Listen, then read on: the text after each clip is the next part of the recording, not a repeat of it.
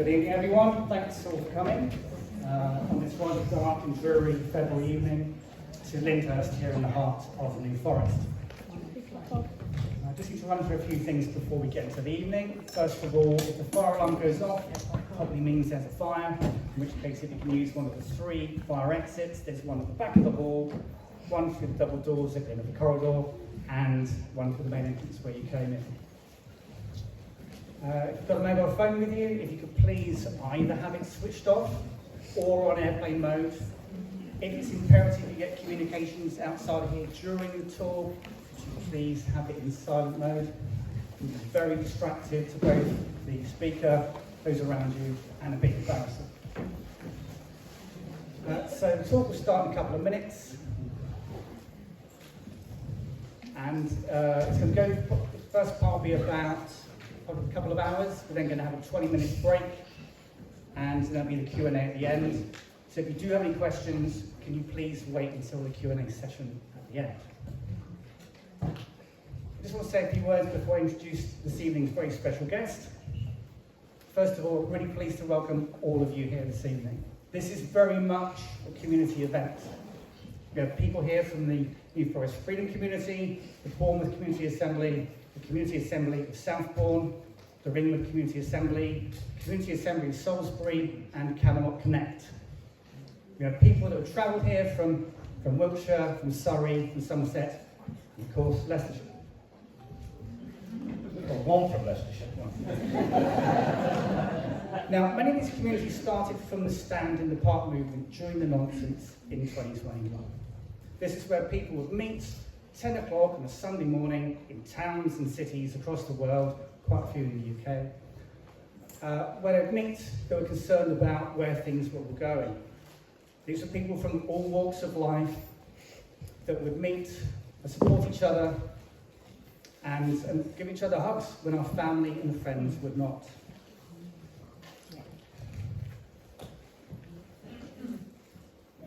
Now, whilst we stood in the park at Bolton's Bench at Lyndhurst, just down the road from here, at 10 o'clock on a Sunday morning, one man stood up in Parliament, calling out the harms and injustices done to both his constituents and people nationwide, when his fellow MPs would leave the House of Commons empty.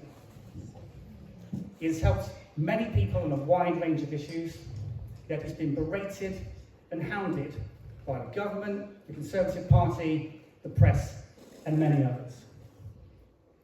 But thank goodness that this man has stood up and tried to bring common sense, justice, and fairness to the good people of this land. Ladies and gentlemen, please welcome this evening's very special guest, Andrew Bridgen.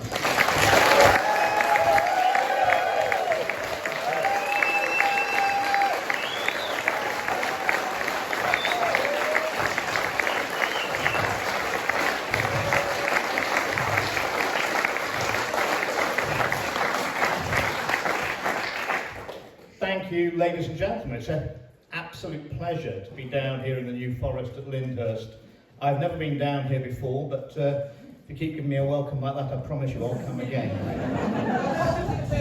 For those of you who've heard me speak before, I apologise for repeating the same joke, but it's still relevant. So what I'll say to you this evening is that although having been an MP for 14 years, I'm fairly accomplished and experienced at public speaking, I am still feeling a little intimidated this evening. And the reason for that is that if you watched any of my speeches in Parliament for the last 2 years, you'll know that I'm not actually used to speaking to an audience anymore.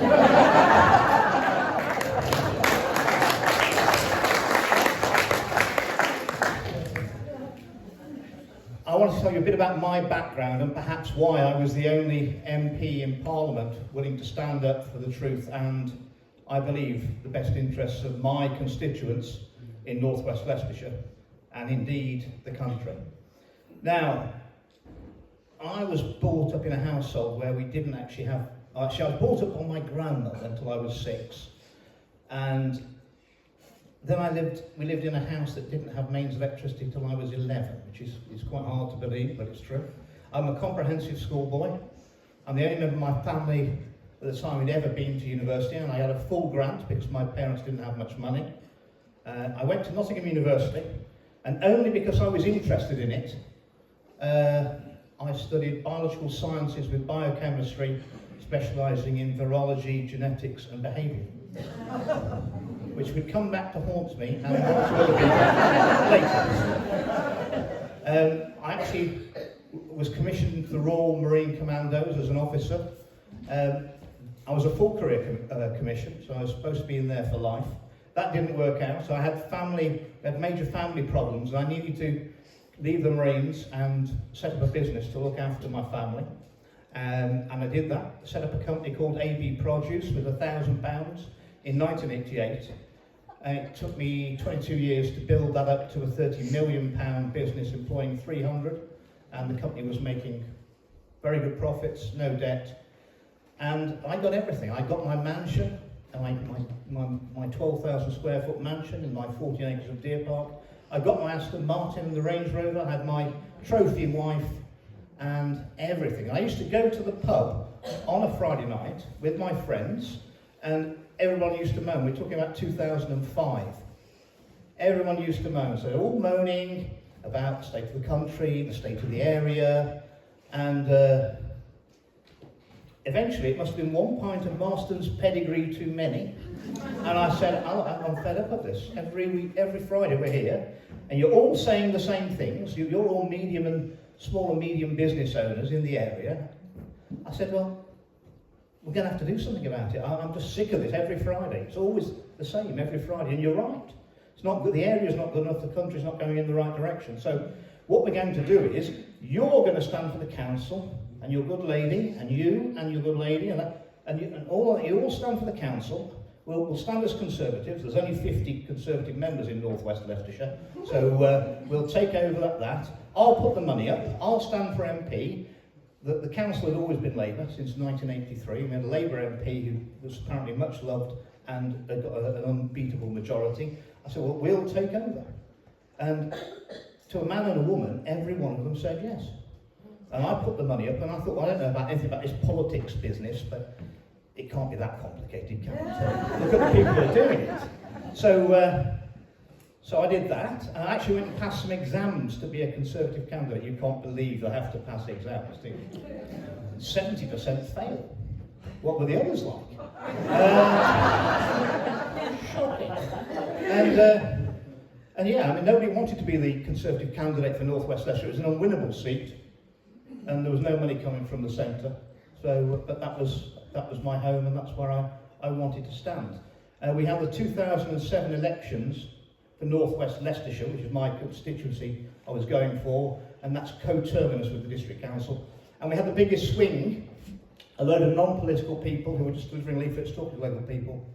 We had the biggest swing in the country against Labour in 2007, and took the Labour ruling group down to 5 councillors out of 38 in one night. The first time the Conservatives actually put a full slate of candidates up. It's amazing. If you actually put candidates up, somebody could vote for you. That's amazing, isn't it? So, and I did have a meeting with David Cameron in 2008. So the year after, we just had the biggest swing in the country in the local elections. And Cameron came to North West Leicestershire, and I was supposed to pick him up. And we took him, and he didn't want me picking him up in the Range Rover or the Aston Martin, because we were at the Hugger Husky stage.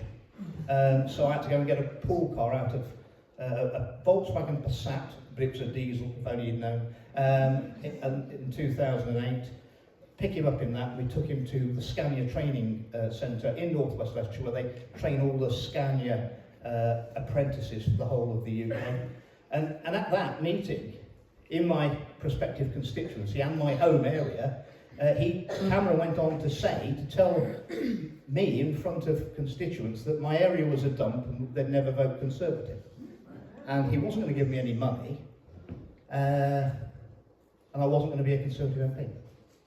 And I'd also been selected by open primary, which wasn't through the party system, because there's so few members in North West Leicestershire. They actually threw it out to the public and just put coupons in the local papers and things, and anyone could vote for who they wanted as the Conservative candidate. So I actually got in that way, not through the party system. Well, when Cameron said this about, I said, well, what makes you say that it's a dump, David?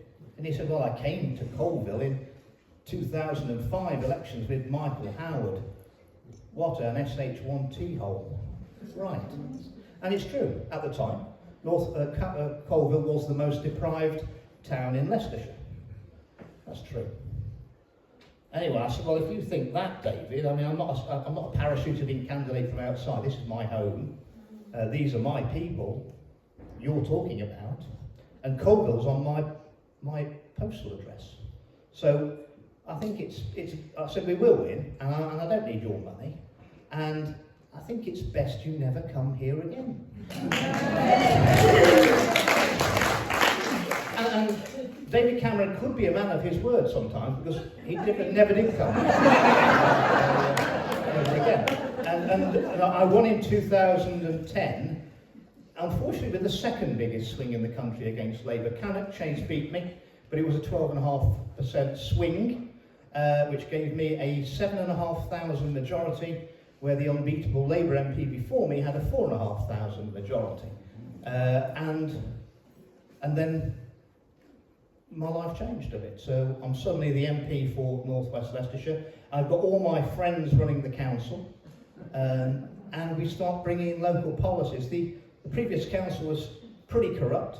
They were very anti-business. I built a £10 million factory, new factory in the constituency. I'd experienced the planning department in North West Leicestershire, and they were really anti-business. I was building a factory next to a motorway on an industrial estate, and they were placing so many restrictions on me, and I was creating, in the end, it created 300 jobs. It was as if I was bringing leprosy into the constituency, quite honestly. So we remembered that, so as soon as we got into power in the council, obviously there had to be some major changes in the planning department. And the sad news is they all went, but they'll all be planning officers somewhere in the country. You know, they haven't left, they only just hoofed them out of North West Leicestershire. And we went for, because it was so anti-business, anti-growth, people didn't want to put planning permissions in North West Leicestershire. They hadn't done for years, and architects wouldn't apply to North West Leicestershire for permissions for anything. Nobody wanted to be there. It was like fallow ground. It was very fertile, it was ready to go. And it didn't take long for us to deliver the highest economic growth in the country. A third of all the jobs in North West Leicestershire are distribution and logistics. That's because North West Leicestershire is the centre of population of the UK. So if we all had to walk from where we live, and the shortest distance we met up, we'd be in North West Leicestershire. It's also the Ashby de la Zouch in North West, a beautiful market town, is the furthest town from the sea in any direction. We've got our own airport called East Midlands Airport, which is the biggest dedicated cargo handler. We've got the M1, we've got the M42, A42, we've got the A50. We've got fantastic business communication links. And if you wanted to build one big shed, the answer is to put it in North West Leicestershire, because 4 hours lorry drive in any direction, you could hit 84% of all the chimney pots in the UK. And also it turned out, you see, I'm actually was the only qualified transport manager in Parliament, so I was completely aligned with the economic growth of my constituency, and we've had a lot of growth from that. We got to the stage that we got 1.2 jobs in the constituency now for everyone of working age. That keeps wages going up. We also built, we set off, we wanted to gentrify Colville, the most deprived town in Leicestershire. And so we brought in, the government approved many years later something called Building Beautiful. We developed that in North West Leicestershire, and I presented it to Parliament 10 years ago, and we called it Building for Life, where you build the built environment to be better designed, to get rid of those blind alleyways where antisocial behaviour and drug dealing can occur. We had no places that weren't overlooked by windows.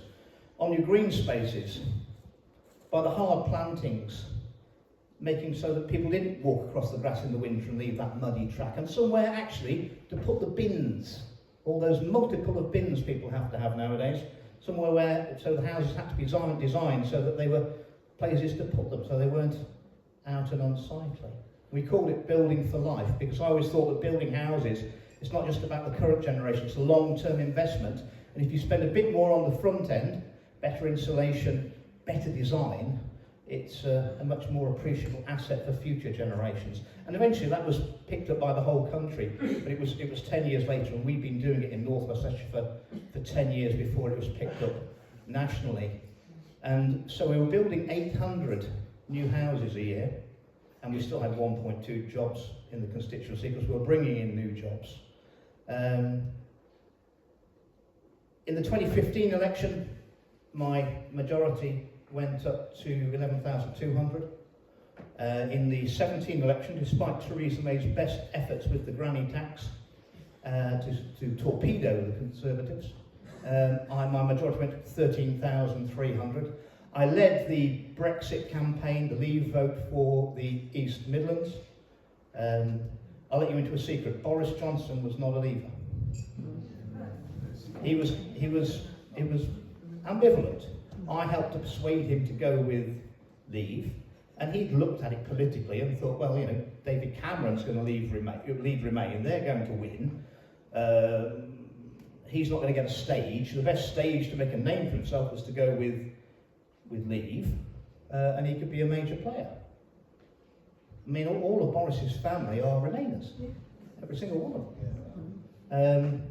And that was reinforced to me the day before the referendum, back in 2016, when they rang me up from Leave HQ, old sweary Dominic Cummings, and said, Boris is coming up to you with all the film crews and Sky and BBC over there. He wants to walk down the Market Street in Ashby-de-la-Zouch, Middle England. I said, great. And we were doing another documentary called Brexit, a very British coup at the time. And Boris and I got radio mics on, and we must have been twice the length of this hall from the cameras. Well, I remember exactly where we were, in the Royal Hotel car park in Ashby-de-la-Zouch, and we were just having a conversation, but we'd forgotten we'd got the radio mics on. Which was Gordon Brown knows. Yeah. And I said to Boris, you do realise, Boris, that we're definitely going to win tomorrow at the referendum. No. He said, it's going to be close, but no, we're not going to win. I said, Boris, I don't know how many doors you've knocked on, but I can tell you now, we are going to win tomorrow. And he wasn't having it. And I looked at his face, and that was not the plan, ladies and gentlemen.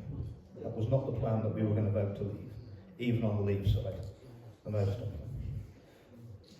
So, we did vote to Leave. North West Leicestershire voted 59-41 to Leave. The East Midlands voted, 61-39 to Leave. The East Midlands voted 59-41.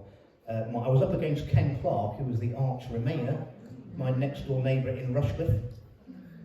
There was only, in the whole of the East Midlands, there was only Rushcliffe that voted. I was the only constituency that voted Remain, and I wouldn't spare Ken Clark his blushes. So, we voted to leave the European Union. It's a great shame we never did. We only ever had the bad bits to punish us for daring to go against the establishment and vote to leave, unfortunately. So,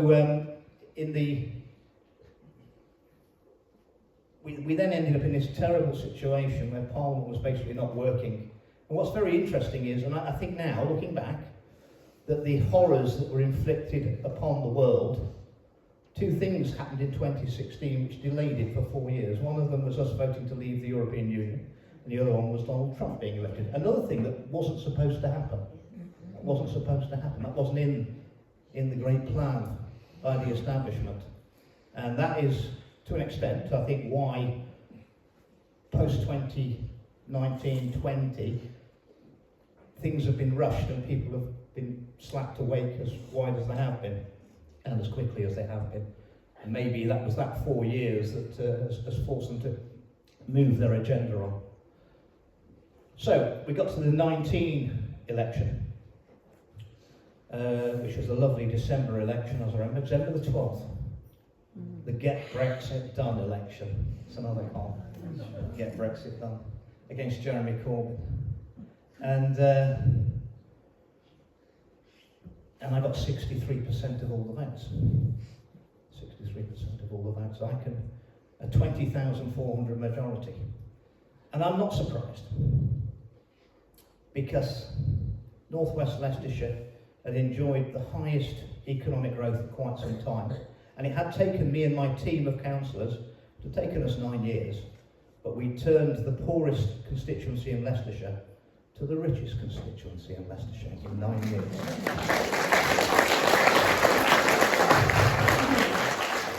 It's the only part of Leicestershire now that has above UK average incomes, household incomes. And because we built enough houses, it's got house prices that are 30% less than the UK average. And we all know what that means, don't we, ladies and gentlemen? That's called the sweet spot. So my people can get a job locally, they can have a choice of jobs that pay above the national average. They can buy a good quality house at 30% less than the national average price. They can pay their bills, pay the mortgage, go out on a Saturday, have 2 weeks holiday from East Midlands Airport down the road. And to be honest, that's what most people said. They wanted to be happy. And I don't think they were asking too much, and we delivered it. And it wasn't a full-time job. I mean, I was a prolific speaker in the House of Commons as well. It wasn't. I don't know what the other MPs were doing, but they weren't doing what we were doing in North West Leicestershire. And they found it a bit embarrassing what we were doing. So I remember the BBC interviewed me straight after, and I hadn't had any sleep on that election night. Didn't go to sleep that night. And the next morning the BBC interviewed me live and they said, "Mr. Bridgen, you must be delighted. Your fourth election victory. In every election you've increased your vote, your share of the vote, your majority. You must be delighted." I said, "No, it's terrible." They said, "Why?" I said, "Well, we live in the happiest place to live in the Midlands, the highest economic growth in the country, and there's still 1 in 3 of the buggers aren't voting for me. I'm going to have to work." I didn't say buggers, really. And so 1 in 3 of them are still not voting for me. I said, "I'm going to have to apply myself much harder to the task of pleasing them." And of course, 6 weeks after that, all that work we'd done, the growth, the economic growth, the prosperity, it just blew up with the COVID nonsense starting, and the whole world went mad. Suicide rate in my seat got to the point where we got more people committing suicide in a month than we normally had in a year. And my suspicions grew and grew and grew as the signs didn't add up.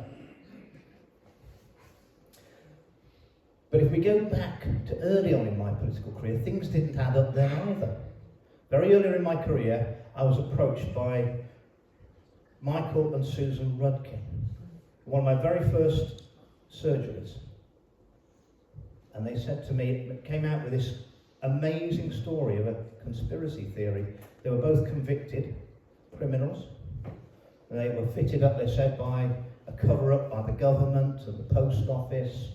And the story they told me was absolutely unbelievable. But I looked at them and I could see the pain in them. They would come here, convicted criminals would come here to tell me a story which was clearly hurting them to tell it to me. And I thought, they must be telling me the truth, because no one would come and do this to themselves. Because at the moment there's nothing I can do about it. All they're doing is telling me something which is really hurting them to tell me about it. So I went to Parliament and asked some questions and said, has anybody else had people who were pillars of the community, had probably run a post office for decades and never had any problems, and all of a sudden they've been prosecuted for fraud by the post office? And mysteriously they had. And 5 MPs, we formed a little group called the Post Office Review Group. And that was 14 years ago. And we got meetings with the post office, Paul Reynolds, the head of the post office, and with the sub-postmasters, with Alan Bates and his team. And eventually, by 2014, we knew that every single one of those convictions were unsafe. We're going to play a film now, which you may have seen, the post office, the ITV post office documentary. Came out last January. That's nearly the story. this is the real story.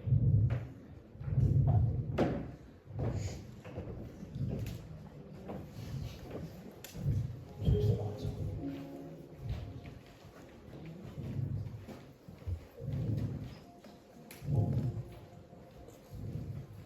The post office told every single one of us sat here today, told us over and over, you're the only one.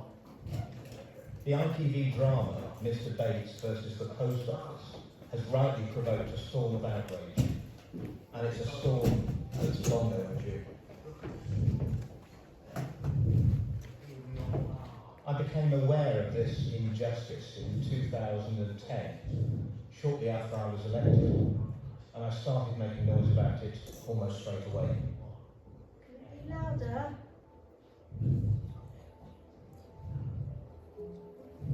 But behind every actor's performance in this drama is a real person, a real family, a real constituent. Michael Rudkin and his wife Susan for many years ran the post office in the village of Lyndhurst, a village I know well, where two of my children went to nursery. And then, right in front of my eyes, he starts changing the sub-postmasters figures. Cheating. I've been telling my members for years, no one else has access to their branch accounts.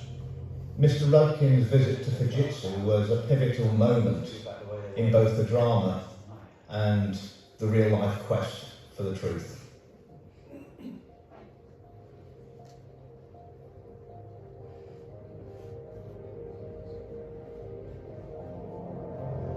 Ladies and gentlemen, you know what this means. It means they can sneak in, behind your back, change your figures, bunker off, and leave with no trace.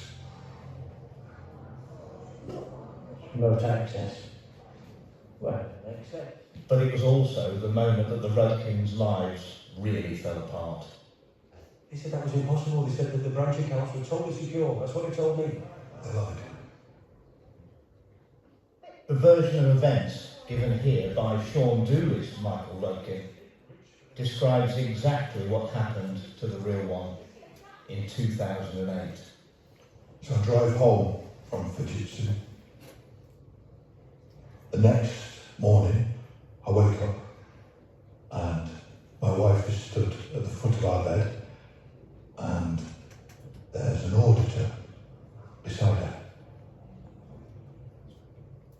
Your post office is now £44,000 in deficit, says he.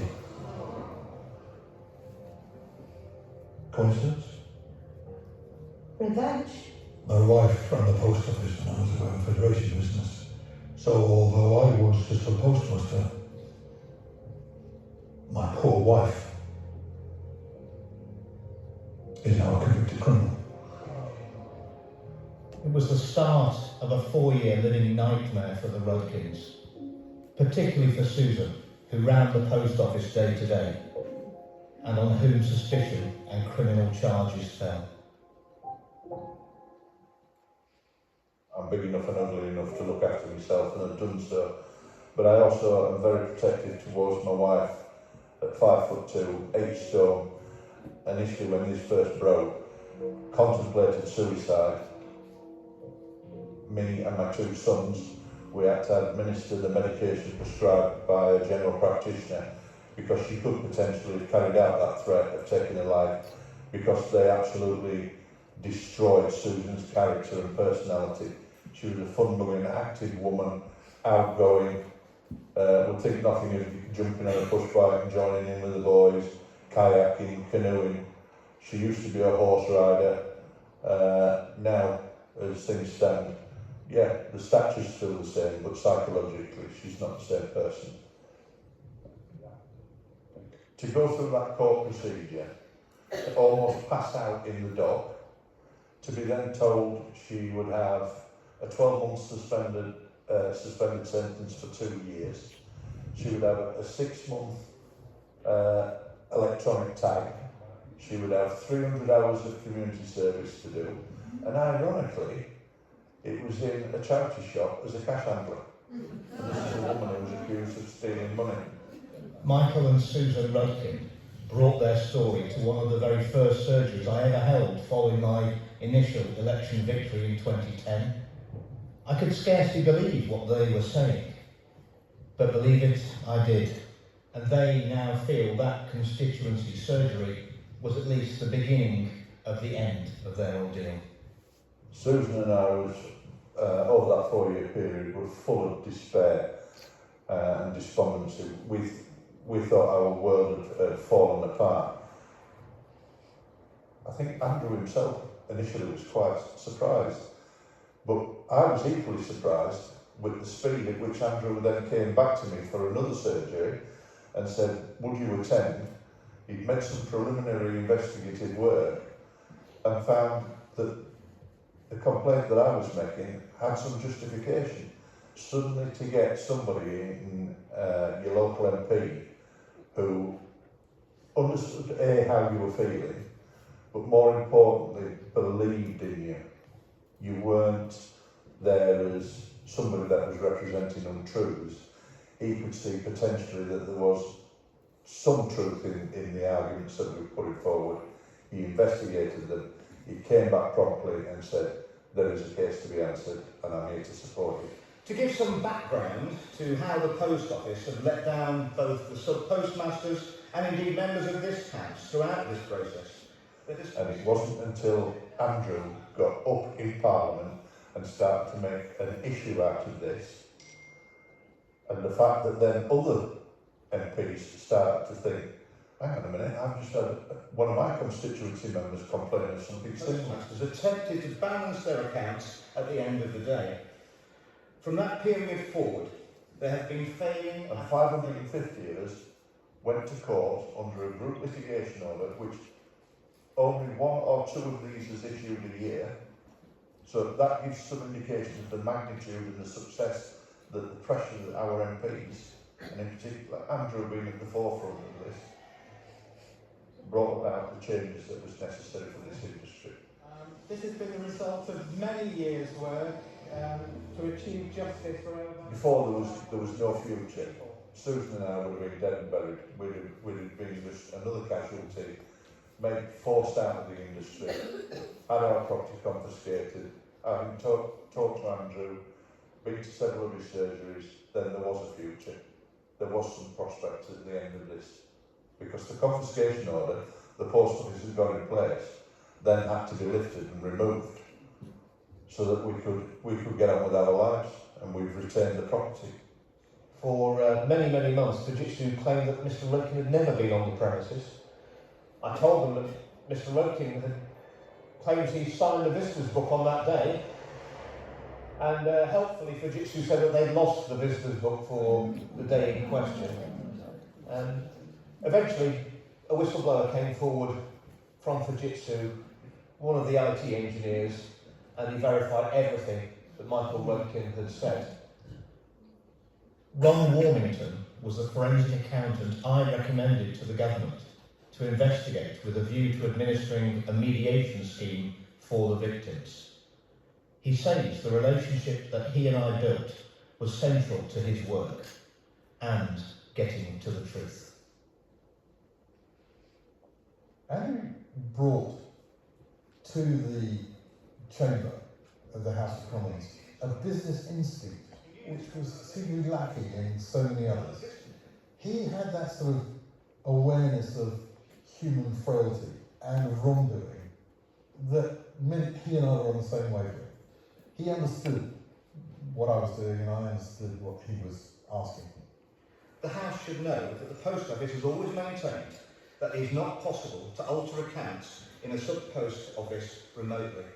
However, recently... What Michael was reporting was a pivotally important matter. My mother's been losing money, The bottom line. me included. I think you're threatening covert operations team. I get in there. It turned out to be hugely important. The whole business of Fujitsu meddling routinely, perhaps even on an industrial scale each night, altering branch accounts to correct errors that had come up through the system itself. Andrew got that, he understood that issue. He understood that when we said, of course, a company like Fujitsu is going to have a backdoor into the system, because systems, databases, do sometimes accumulate errors and they need to be corrected. Now, what we didn't know at that time, but Andrew was very, very quick on the uptake in understanding, was that not only was that likely to be happening, but it had been happening.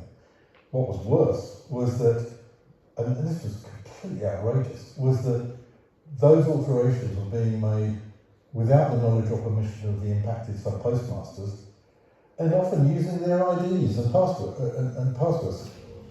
You're inside some postmaster's horizon and he doesn't know. I said, yeah. Yeah, I am. Now, Andrew had that sort of business acumen that he could get that straight away.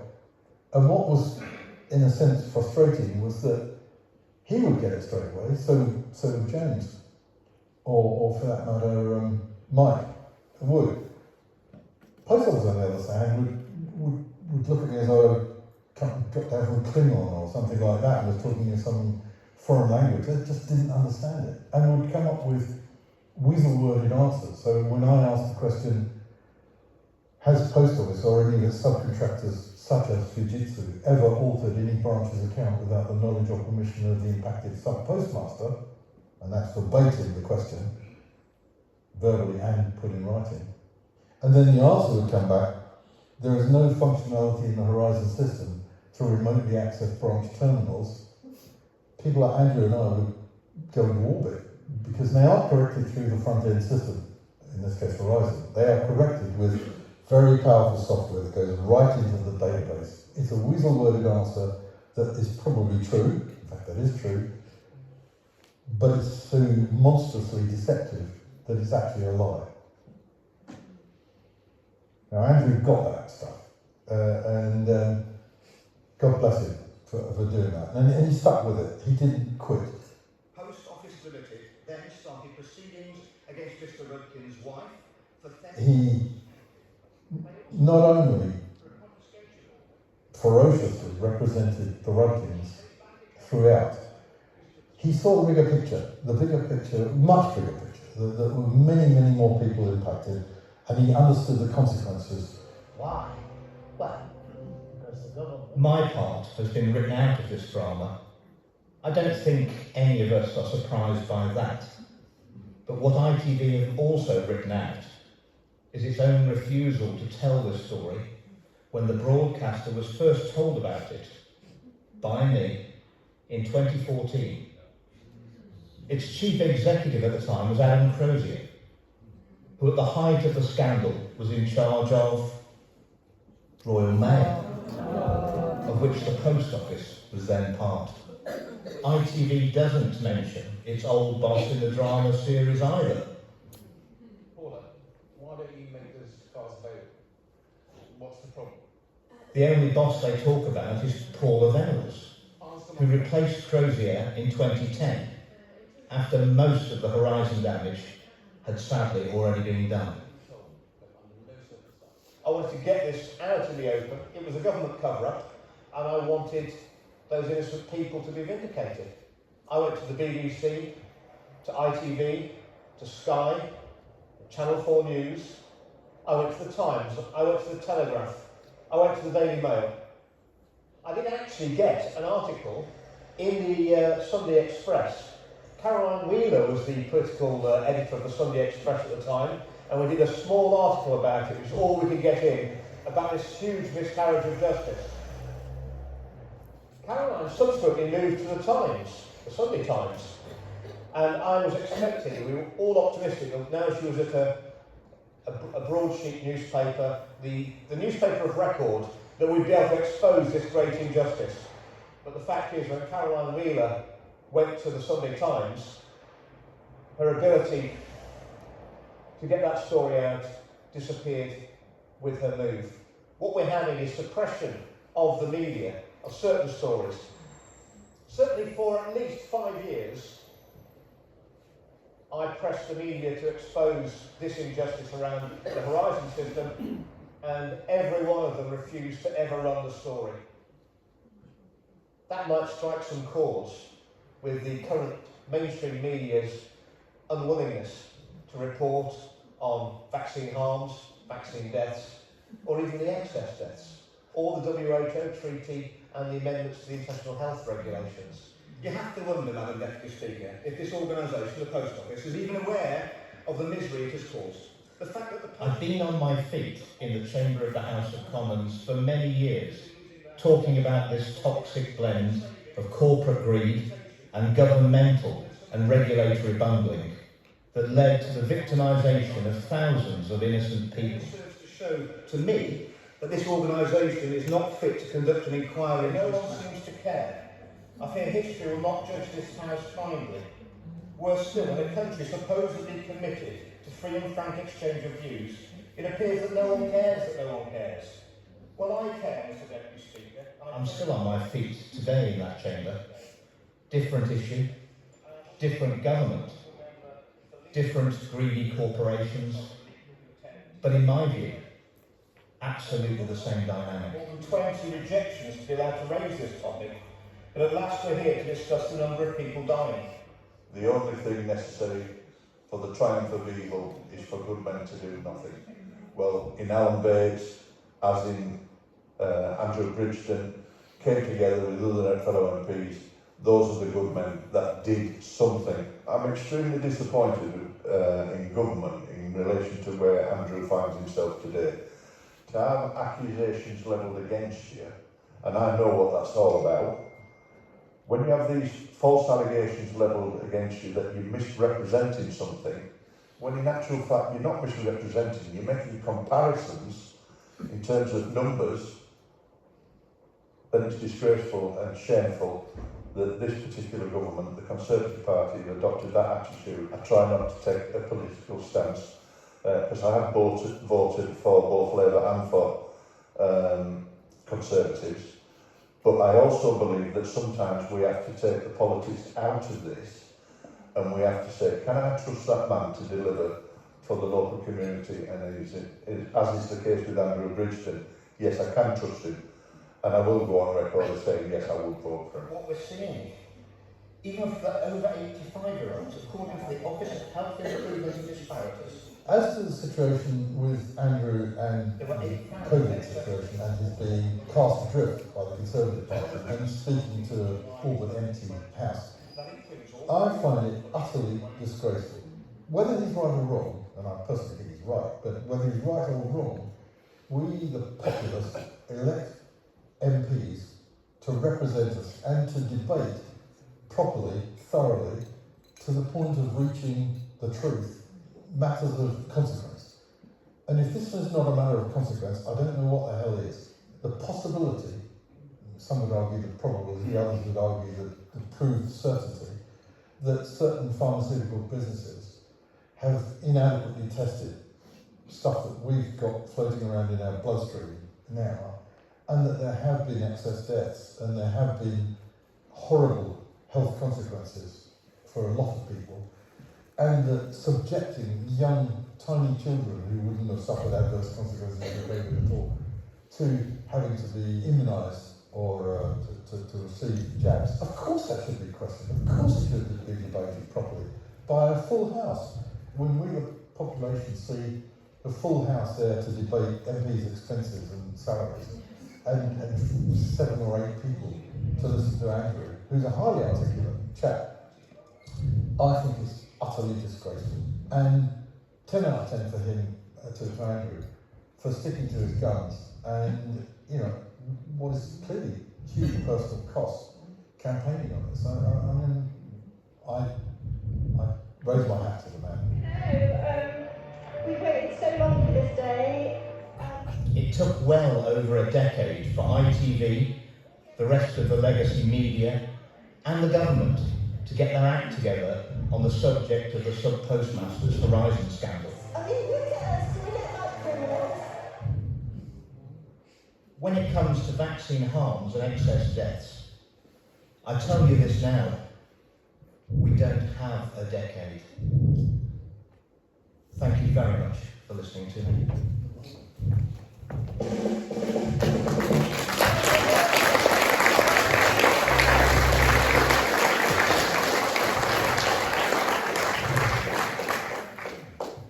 A little more on the post office scandal. Ron Warmington, the chief exec of Second Sight, was my recommendation to the government as the forensic investigator in the post office scandal. I used to be a regional chairman for the Institute of Directors, and Ron came to me very well regarded by some former colleagues of mine in that organisation. If we'd gone, I honestly believe, if we'd gone with one of the big four consultancy firms, it would have been so easy for the government to buy them off with another contract. That was the last job Ron did before he retired, and I knew that he had the personal integrity to stick with it. And I warned Oliver Letwin and the other 3 MPs in the Post Office Review Group. I said that the Cabinet Office has got to pay for the investigation. And I was overruled by Oliver Letwin, who was the Cabinet Secretary at the time and Chief Advisor to David Cameron. And he said the Post Office are going to pay for their own investigation. I pointed out that what's going to happen is, as soon as Ron and his team start finding anything wrong, the Post Office are going to start putting pressure on them. But I was overruled. And within 3 months of the investigation starting, that was exactly what was happening, to the point where Ron was having to leak unredacted reports because the Post Office were redacting all of his reports about everything that was wrong before they got to the MPs. And when he leaked them to me, the Post Office threatened to prosecute him for breach of contract because he was actually working for them. He was actually working for the truth. But thank goodness the Fujitsu whistleblower came forward, guaranteed, he said everything, because Michael Rutkin had gone from Ibstock as he'd been a sub-postmaster for years. He'd got the honour of being elected to lead all the sub-postmasters in the UK. Bad news for the government that that man ended up being one of my constituents. And he went down to Fujitsu's headquarters, and he thinks they mistook him for someone else. They showed him all around the building, and then they showed him downstairs in what they called the boiler room, the basement, where you saw there were all those IT engineers, and they were altering Horizon live without the sub-postmasters knowing, and he knew that that was always given as evidence in court against his members, that no one could possibly ever remotely alter those accounts in the sub-postmasters' computers without them knowing. Therefore, any shortfalls already... At the moment we knew that was true, all of those 1,000 criminal convictions, were all unsafe straight away because it had knocked the main plank away from the Post Office argument. And of course the Post Office had been given prosecution powers. They didn't have to go to the police and the CPS to get authorisation for a case. They could put you as a sub-postmaster straight into court as the Crown versus you. And of course they have all the money and power of the state behind them, but it's actually owned by the government. Michael Rutkin said to me that when they found out who he was, they realised who he was and what they'd shown him at Fujitsu, they threw him out of the building. And he drove home thinking about what he'd seen. And it was the next morning when he woke up at his post office with his good lady that before they'd even opened the post office up, there was a knock at the door and the post office inspectors were saying that they were £44,000 short overnight on their computers. Now, do you believe in coincidences that much? Or do you think that was a deliberate attempt to smear someone who actually knew the truth in 2008? And it nearly worked. What I'll tell you is that Tony Blair, we now know that Tony Blair knew when they bought that Horizon system in 97, they'd spent £800 million on it. It was actually going to be a system to pay benefits through the post office, pensions, housing benefit, child benefit. They could never make it work, it had too many bugs in it. They didn't want to write off the £800 million, which is a lot of money today. It was an even more amount of money in 97. So they decided to wrap it up as a retail package and give it to the sub-postmasters to run the whole of the post office. And Tony Blair said at the dispatch box in 98 that it was a Rolls-Royce system. I put it to you, he knew that was not correct. And he and a lot of other politicians have stood back for 20 years and watched innocent people go to prison and be convicted criminally when they knew what the answer was and they didn't do anything about it. And both major parties have gone along with that. If we actually remember when we didn't know at the time when I set up the Post Office Review Group to look into all this, that the government were aiming to sell off the post office. And they didn't want any trouble. That's why it was all suppressed for so long. The Horizon system also, we found out very early on. I don't know if any of you are involved in double entry bookkeeping and accounts will know that you have a suspense account, somewhere you put transactions when you're not quite sure what nominal code to put them under. And it's a temporary place where you just put them temporarily and then you allocate them. The Horizon system, the Rolls-Royce system, had a suspense account that ended up in positive between £1.5 and £2 million every year. And after 3 years, the board were writing the money back to profits and taking the bonuses on it. That's a good Rolls-Royce system that always mysteriously ends up in profit, in surplus in the suspense account by £1.5 to £2 million a year. We think over the whole lifetime of Horizon it was around about £60 million. And I'll have a bet with you that's the money that they took off all the postmasters. Because it's not just the 1,000 who were prosecuted. There were thousands and thousands of postmasters were putting their own money into the system every week. And where the error came from was because it was full of bugs. Fujitsu didn't want the post office on their back about all the incomplete transactions. They were correcting thousands of them every day. And human nature being what it is, you're not going to press the right button every time. And when someone pressed the wrong button, then somebody had got a problem. They were never going to admit to it, and that postmaster went to prison.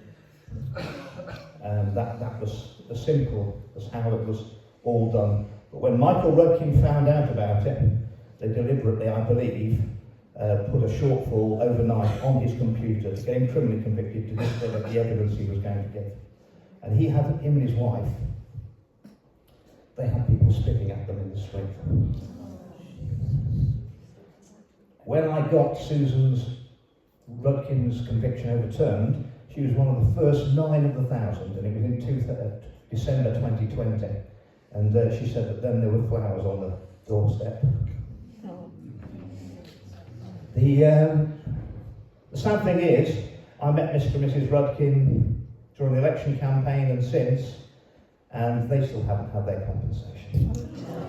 So all that stuff the government said, the reason we're going to block through, go against the judicial rules, because it's a judicial conviction, we're going to pardon them all, and going to say they're all not guilty through legislation in Parliament, because you can't get your compensation until you've got your conviction overturned. That is not true, because Susan Rudkin had her conviction overturned in December 2020. They still have not got their compensation finalised. The people with the infected blood, I've campaigned on that for all the time I was an MP. I've got constituents who are very badly affected. They've had promises. They're waiting for them to die. And they'll do the deal with their relatives for a few £100,000. And this is the way it goes. And the similarity between the same lobby journalists. I went to those lobby journalists in 2014. I said, look, I've got all the evidence. If you run this story, you will get an award. Here's all you've got to do is run the story, you'll get an award. These people are all innocent. Nobody would run that story. Just like no one will talk about the excess deaths and no one will talk about the vaccine harms. Just don't want to know. In fact, they run away from you.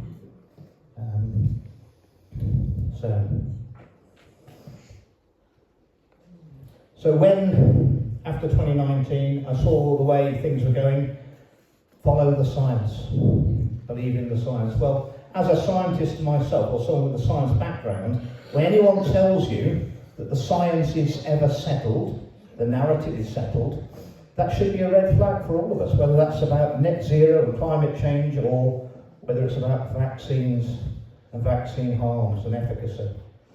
Because science doesn't work like that. Science works by, you have a thesis, it has to be able to be challenged and defended and improved. Even doctors who qualify today, the last thing they'll be told at medical school is that half of what you've been taught will be proven within 10 years to be wrong. And you're going to have to relearn. So the science is never settled. And I saw good people who spoke out, whether they were scientists, doctors, and they were destroyed. Their careers were destroyed, and none of that can be right. None of that can be right. And I saw the reluctance from the mainstream media, the same mainstream media I've been dealing with for a very long time. And I spoke out in December 2021 against the mandates, the lockdowns and Plan B, and I've done a lot of research with the South Africans. I got all the data out of South Africa about the Omicron variant, and it's quite normal. It is the normal behaviour of a virus to attenuate, so it wants to be more transmissible, it wants to make more copies of itself, infect more people, and it tends to become less pathogenic or less lethal. A third of all common colds are in fact coronaviruses, and they may well have started more lethal than the original Wuhan strain of COVID-19. So I looked at the stuff from South Africa. They've got some very good scientists out there. They were the place where they had the first ever heart transplant. And I spoke to those scientists and doctors, and they said that it's nowhere near as bad as the previous strains of COVID, but it's much more transmissible. I think the original Wuhan strain had an R rate of 3. That meant for everyone who got it, you transmitted it on average to 3 people. Omicron had an R rate of 12. Well, if we couldn't stop the spread of something with an R rate of 3, what restrictions would we have to have on human life to anyway restrict a virus with an R rate of 12? And also, something very suspicious happened in 2021 at the beginning. I got an invite for a party at number 10. In fact, lots of MPs got them, all MPs were getting them. And I thought about this early December 2021, and I got a whiff that the government were going to try and lock us down again, lock down my constituents with all the harms that I'd seen that do in the previous lockdowns. And I wrote back to number 10, the lovely invite, the drinks parties, and wrote back, so I think I have the impression that you will be seeking to lock the country down again this December in only a few weeks' time. And I will oppose that, I will speak against it, and I will vote against it. And therefore it's completely inappropriate if you're going to take these measures against my constituents' freedoms, which I don't support. For me, if it's that bad, you think it's that bad, it can't be right for me to come for a party at number 10 only 3 weeks before you're going to lock the country down. Didn't get anything back, and then the week after I got another invite to another party that week at number 10. By which time the government had actually indicated they were going to go for another lockdown, Plan B.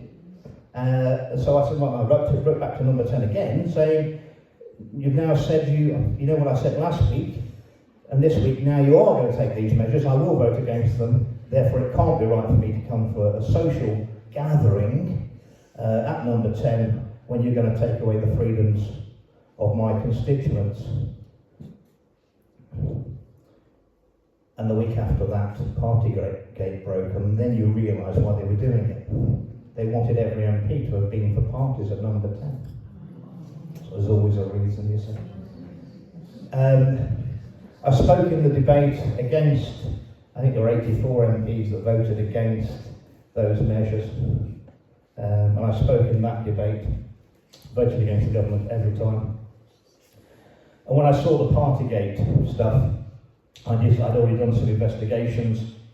It fitted in well, I think. There actually was I got to a civil servant who worked in number 10, and he actually sent an email to his line manager during COVID, and he said that, given all those restrictions we're placing on the people, don't you think that we should be masking and socially distancing inside the building in number 10? And the email he got back from his boss said, we've checked it out with the scientists, none of it works. But please, for presentational purposes, when you leave the building, can you put your mask on and make sure you're socially distanced? And then I looked at what that damage that had done to my people in northwest Leicestershire, the people I know, and what it had done to the country and what it had done to the world. And then first week in January, or second week in January, I wrote that article, full page, in the Telegraph saying that Boris Johnson must resign. I was always like a sort of angel of death for these prime ministers, to be honest. I was in the naive hope that we were ever going to get a good one. If we just keep swapping. I suppose eventually it would have been my turn, wouldn't it? I could have kept them all going. And that's when they came to me and they offered me anything I wanted to sell you out. To shut up, sell you out. And it's just not surreal, you know. Just tell us what you want. I said, well, what do you mean? You know, I said, you've got to tell us what you want, we get it for you. I said, well, anything I want. I said, yeah, within reason. I said, well, is that the game we're playing? And they said, yes, that's the game we're playing. I said, in that case, I want the Prime Minister's resignation letter, don't I, if that's the game we're playing. And they said I couldn't have that. So I said, well, I'm sorry, I don't really want anything else. And that was basically, it was war from then on. And I wanted to speak out against the vaccines and their efficacy and safety. I wanted it to mean something. And the trigger for me was the evidence that had come out in 2022, and then the Medicines and Healthcare Product Regulatory Agency, which is 86% funded by Big Pharma, they recommended the government or requested the government approve the novel COVID-19 vaccines down to babies of 6 months. There's no healthy children anywhere in the world that have died of COVID-19 at that age, and there is a risk from the vaccines. 1 in 600 we knew from the Joseph Fryman papers. And that was the analysis of the trial data. What we know now is that the vaccines that were rolled out to the people were not the same vaccines that were trialled and got emergency use approval. The smoking gun for that is the fact that if you remember on the mass vaccine rollout, on the second day of mass vaccination, there was a diktat, a change of protocol by the Medicines and Healthcare Product Regulatory Agency that everyone had to stay at the vaccination centre for 15 minutes. But that was on day 2, not day 1. Now, the reason you had to stay there for 15 minutes was the risk of anaphylactic reaction to the vaccine. They weren't expecting any anaphylactic response to the vaccine because that never happened in the trials. That's because the so-called vaccines that were developed in the trials were created by a reverse PCR machine, very slowly, very expensively, without contamination. Whereas the vaccines that were given out to the public were mass-produced inside bacteria like Escherichia coli. Completely different vaccines with a different profile, full of DNA contaminants from the plasmids that they're cultured up in, full of bacterial cell walls that have not been isolated from the vaccine. And it is endotoxins from bacterial cell walls that mostly cause anaphylactic shock, which is why they discovered it on day 1 of actually the rollout, and they made a change on day 2. And the latest evidence is that the vaccines that were rolled out had a 13-fold higher increase of adverse events than the ones that got emergency approval, and they were 1 in 600. So that then takes you down to 1 in 43. And you're expected to take multiple doses of these things? Or, I mean, during the election in northwest Leicestershire, I actually met someone who had already had 8. 8. I mean, it is playing Russian roulette. It is unbelievable. So, I knew that I could make an argument in the Chamber of the House of Commons that would stop the government from vaccinating babies. Once it's on the record, because although there's nobody in the chamber when I speak, it is going down like evidence in a court of law. It is a court of law. It's run the same basis, where the Speaker is the judge. And that is the evidence, and it's on the record of the Hansard record forever. But I'm not politically naive. I knew the establishment would have a backlash against it, that there was a lot of vested interest. So I went to a lot of MPs who I'd campaigned with before and said, look, these vaccines, they're not safe, they're not effective, here's the evidence. If you allow the government to vaccinate the children with these, it's murder. And I'm not up for that. And there were lots of MPs that said to me, Andrew, I think you're right. I think you're right, I wouldn't have any more of these. I've had two. One chap said he had 2 heart attacks after having 2. And I said, well, you'll have to speak out. And he said, I'm not speaking out. Another one who I'd been working with for years said, I think you're right, but as far as campaigning on this issue, Andrew, you're on your own. You're right. Another one came to me, well, his wife came to me and said, I told him not to have them, and now he's got a heart problem, and another one came to me and she said, you're right about these vaccines, Andrew. This is some months afterwards, actually a year last July, and she said, my sister's now paralysed from the neck down. She just took a Moderna booster, and now she's paralysed. And I said, I'm really sorry about that. That's very sad. But you know, you've got a duty. You know now for sure. So you have got a duty to speak out. And she said, well, the problem is, Andrew, she said, my sister's a nurse, and she was coerced into taking this by the NHS. And now she's at the mercy of the NHS because she's paralysed from the neck down. She said, and you know how the NHS deal with whistleblowers, don't you? And I said, well, look, you don't need to mention your sister, do you? I mean, you've got 100,000 constituents just like I have. You'll have plenty of emails. And then she just looked me in the eye and said, I'm not speaking out, and just walked off and left me. And for 20 months, from the moment I spoke out, well, I could get no support from colleagues, no public support. From the moment I spoke out, on the 13th of December 2022, I was cancelled by my party at the time of the Conservatives. I was cancelled by the mainstream media. BBC did one more interview with me, and I think they asked me, why are you willing to sacrifice your political career on the hill of vaccine harms? And I said, because that's the hill you're killing my people on. And I didn't come into politics to allow children to be killed or injured if I can do anything about it. And the good news is that they never dared. Perhaps I think we're only one of 2 European countries they didn't vaccinate down to 6 months because they daren't after that speech on the 13th. But my life changed. No one spoke to me anymore. MPs didn't want to speak to me anymore. And I ate all my meals on my own for 20 months. But there are about 4,000 real people in Parliament. They're the cooks and the cleaners and the waiters and the security guards, and I reckon that 80% of them were with me.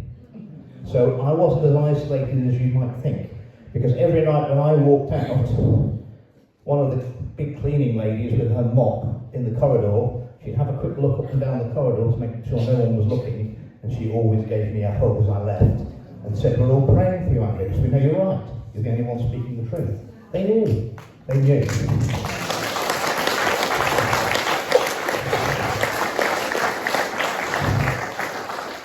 And shockingly, I went to see someone I really trusted, a party grandee, someone I stayed at his house. I've spoken on his behalf in his constituency. I've met his wife and children, and I thought he was an honourable man. And I had an hour and a half with him, And he didn't know that I'd already done my research. I already knew that his sister had to go to hospital after the second Pfizer shot with chest pains. He knew. And I knew that his constituents had told him. And we had an hour and a half, and I spoke about all my concerns about the vaccines. I also spoke about NICE guideline 163, the midazolam and morphine, brought in on the 4th of April 2020 by Matt Hancock. I believe that was responsible for the euthanizing of tens of thousands of vulnerable elderly who were moved out of hospital into care homes and nursing homes, often without their medication for the things that the ailments they were in hospital for, but with midazolam and morphine. Midazolam and morphine, both of them are respiratory inhibitors. Why would you give any, and combined, it exacerbates the effect. Why would you give a respiratory inhibitor to someone you thought might have COVID-19 and menstrual breathing? Well, the answer is you give them enough of that, you're going to kill them anyway. It's end-of-life drugs, and the symptoms are you'll die breathless. And everyone. I asked the government a written question a couple of years ago, and my question was, will the government state how many vulnerable elderly were moved out of hospital to make way for the expected first wave of COVID patients, which I can assure you never happened. That's why they were dancing and doing TikTok. Those hospitals were empty. How many were moved out of hospital to make way for the expected first wave of COVID patients, to care homes and nursing homes, and how many of those moved out in 2020 were dead within 7, 14, 21, 28, 56, 72 days of A, on their death certificate, COVID-19, B, other causes. And the government wrote back and said, we don't hold any of that data. You're telling me the government have got no idea how many vulnerable elderly were moved out of hospital and what happened to them? Well, I know what happened to them. They were the first wave of COVID deaths to encourage everyone to get vaccinated. And they actually were euthanized. And I went through all this with this grandee, and at the end, I said, well, what do you think? Will you stand with me? And he turned to me and he said, Andrew, there is currently no political appetite for your views on the vaccines. There may well be in 20 years' time. And you're probably going to be proven right then. But in the meantime, you need to bear in mind that you're taking on the most powerful vested interest in the world, with all the personal risk for you which that will entail. And I don't think he's lying. I mean, that's fairly true. That's where we are. And I just looked him in the eye and said, I think I'm just out. I'm just going. And I left his office, and I have never, ever spoken to that man again, because he has sold his soul to the devil. And he can never look me in the eye from that day forward, because he knows he has. He knows that I know he has. And unfortunately, those are the sort of people that inhabit the House of Commons. And from that moment onwards, I wanted them to make as much noise as I could. I got a debate on excess deaths. Mysteriously, I got the invite to Davos, all expenses paid. Last year, so Davos has just gone a few weeks ago. Well, a year ago, I think it was the 16th of January, something like that, I got a debate, or 23rd of January, I got a debate on excess deaths. It was in Westminster Hall. It's quite a famous speech now. And a week before, mysteriously, I got this text message saying, would you come to Davos, all expenses paid? Speech, give a speech. World Economic Forum. I looked at the date, it was the same date I was supposed to be leading this debate in the House of Commons the next day. So I was pretty angry because I could see what they were doing.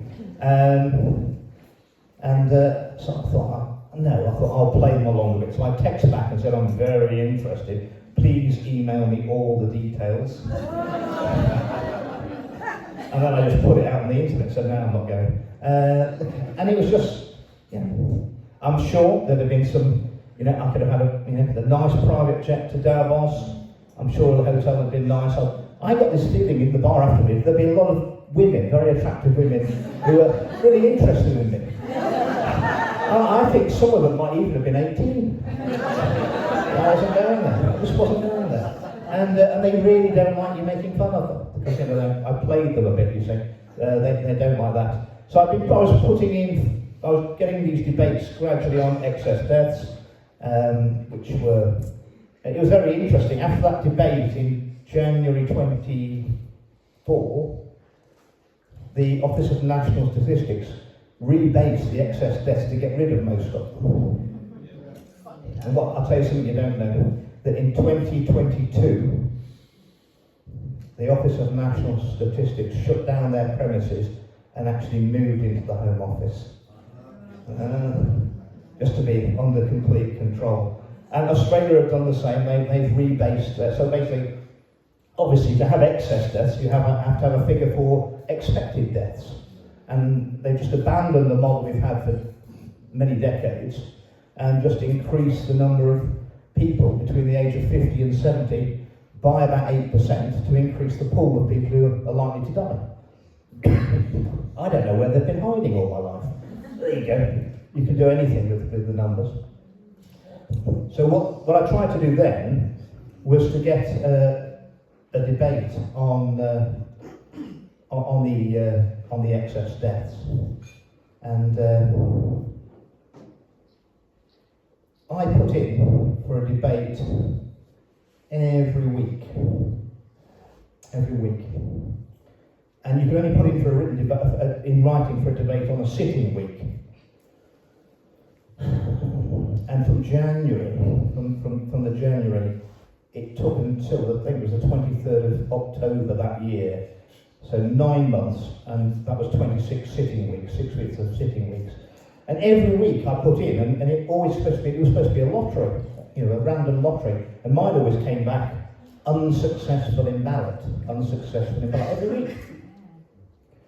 You can see why I don't play the lottery, can't you? Unsuccessful in ballot. And so, I was going to show you another film about, what I did was, in that summer, I looked into, has things with Big Pharma ever happened before? I did a load of research on thalidomide. And thalidomide was created by a company called Chemie Grünenthal in Germany. It was set up straight after the war. And they recruited a load of Nazi scientists who'd been working. Some of their lead scientist was a guy called Heinrich Mulker, who'd been indicted for war crimes against the Poles during the war. He was not convicted. He wasn't convicted. He was accused, but he was not convicted. And he was the scientist that led thalidomide. I found out that thalidomide, Grünenthal had given the drug away for free to their staff before it was marketed. And the wife of one of their members of staff gave birth to a baby with no ears, and they never said anything. Never said anything. You know what the marketing slogan was for thalidomide? It was safe and effective. Safe and effective thalidomide, because its selling point was you couldn't overdose on it. So it meant the expectant mother could have as much as she wanted. You can't aspirin where you can actually overdose on aspirin. You can't overdose on thalidomide. So you can have as much as you want. Safe and effective. Yeah. Well, what they found out eventually is that it prevents angiogenesis. That's the formation of blood vessels. So depending on how much safe and effective thalidomide the mother takes, it's affected the disability it causes the baby. It kills 60% of the babies anyway. And 40% were born with terrible, life-changing deformities. Basically, depending what stage of gestation the mother took the drug, it was crossing the placenta-blood barrier, and it was affecting the fetus. And it was withdrawn in 1961. It's only a couple of years. It was 58 to 61. It wasn't long. But what I uncovered by going through the historic records is that the word thalidomide was never mentioned in the chamber of the House of Commons until 1972. It was covered up for 11 years, and Grünenthal had an injunction on the Times newspaper, when the Times newspaper used to tell the truth. And they had an injunction on the British newspapers not to talk about harms from the drug. And that was overturned at the Strasbourg court, and the 3 judges there ruled that that was illegal, that injunction, and also that consecutive speakers of the House of Commons had deliberately suppressed all debate and questions on thalidomide for 11 years. And it was 11, 12 years before the victims started to get any compensation at all. And they were bought out for £3 million was the pot. I think they upped it then to 5. It was a fraction of the profits that the company had made from selling that dangerous drug. And I sent a copy of that, which you can watch on YouTube in your own time. It's called, it's Andrew Bridgen on YouTube, Thalidomide, the True Story. And I sent that to the Speaker of the House of Commons, Lindsay Hoyle, and I said, Lindsay, we don't want history repeating itself. And I got a debate within 3 weeks on the having tried for 9 months. And as they say, the rest is history. I think that was the first ever debate on the excess deaths in the vaccine harms in any parliament in the world. It wasn't a great turnout, I'll tell you, but it's down and it's on the record. And we're supposed to be able to talk in the chamber of the House of Commons without fear or favour. Without fear or favour. Well, my experience is that there's a lot of fear in there and there's a lot of favour as well. It is the opposite of looking after your best interests.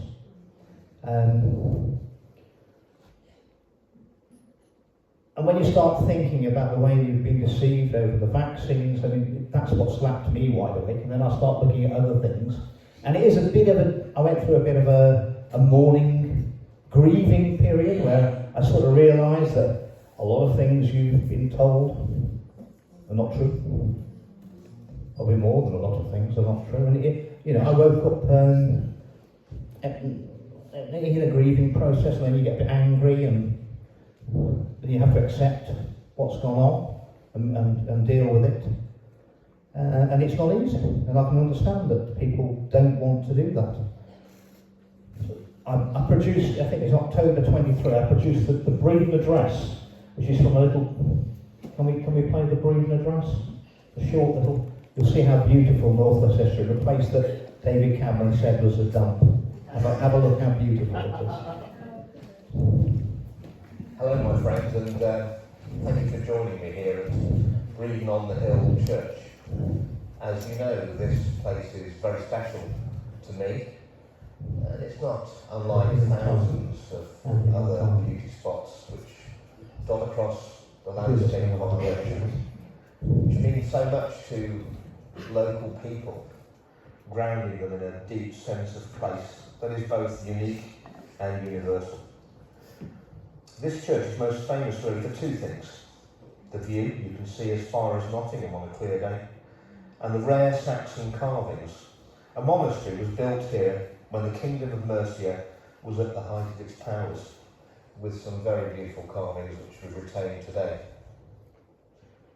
In the 10th century, the Kingdom of Mercia and the other Anglo-Saxon kingdoms united to form a new nation, England, or Angolander, the land of the Angles, a nation that has stood proudly for centuries, weathering changes, celebrating victories, always moving together, moving forward. But now, our nation stands on a precipice, unfortunately, of our own making. We have allowed globalists with no care for our nation, or for the nations of our brothers and sisters around the world, to buy their way into the command structures of our countries, and they seek now to transform the vibrant colours of our nations into one bland and uniform shade of grey. They poison our blood with untested medical products. They poison our bodies with food drenched in pesticides. They poison the minds of our children by spreading the nonsense that men can be women and women can be men. They poison our very freedom by trying to take away the energy that we heat our houses with, we light our way with, that's driven our progress throughout the centuries, and package it up and redistribute it to us as they see fit. And the politicians you elect to represent our nations assist them in their mission, which is nothing less than the murder of those nations. But things are changing fast. The control mechanisms of these globalists are actually a house of cards glued flimsily together by the compliance of the masses in ignorance of their true power. The overreach of COVID has slapped many of us, myself included, wide awake. Movements around the world are saying no and reaching back to their own nations, and realise if they rest on their own sovereignty, the house of cards can easily be pulled apart. As more people wake up, the more these billionaires and their pet bureaucrats realise that their power and their control is actually slipping away.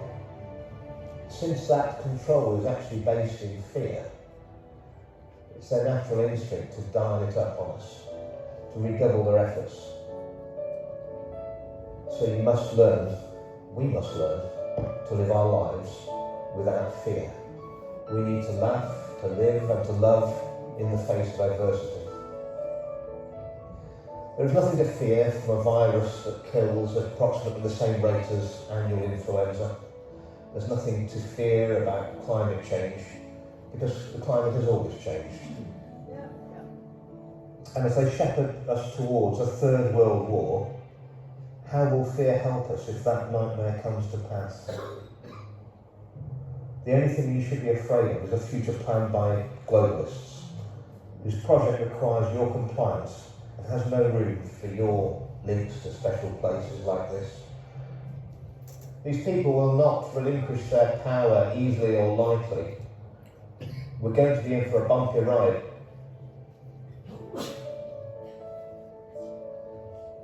But when it's over, and it will be over,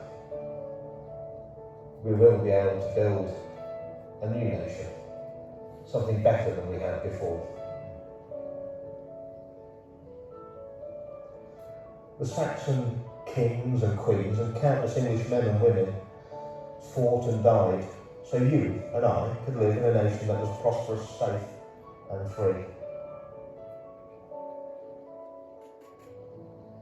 The globalists have a different plan for our future, but all we have to say is we will not comply. All we have to say is no. And their plans are dead and buried. Thank you very much for listening to me.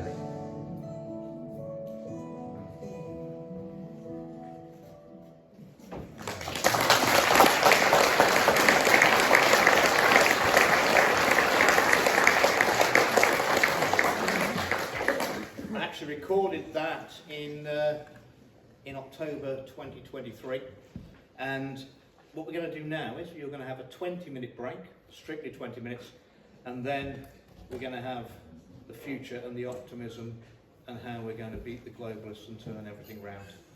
Thank you very much.